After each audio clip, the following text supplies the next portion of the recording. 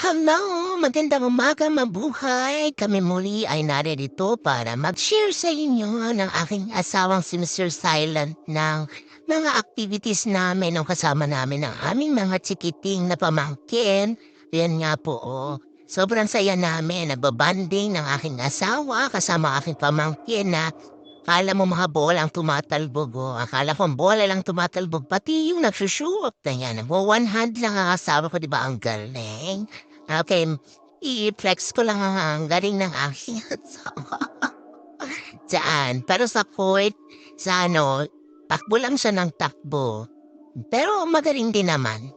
Ayan. Yung mga pamangking kong yan, sabi niya, tita, dalhin mo naman ako sa lugar na doon, sa lugar ng arcade. So, hindi ko alam ang arcade na yan. Alam mo naman ako, hindi ko, na first time ko lang din naman na, ba, dyan pala sa lugar na yan. O, akala mo'y trompo. Ikot ng ikot.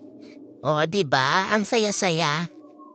Pag wala kaming mga ginagawa ng asawa ko yan, binabanding namin talaga yung aming mga pamangkin.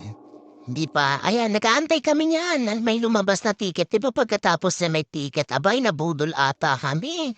Kasi nga, walang lumabas eh. Disappointed mga yaan. Pero ilan na lang ang ticket, ilan na lang. Di ba yung token na lang natitira sa kanila kasi ang budget na 10 lang. So wala nang lalampas doon. Nangihingi pa yung isa, pero yung isa, sabi, huwag to naman hingi, okay na yan. O try natin kunin yung dito.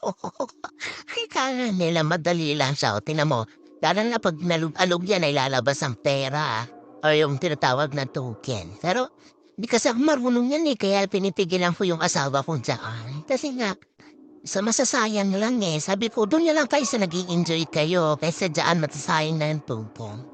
Pero syempre, mga bata yung gusto itry ang lahat.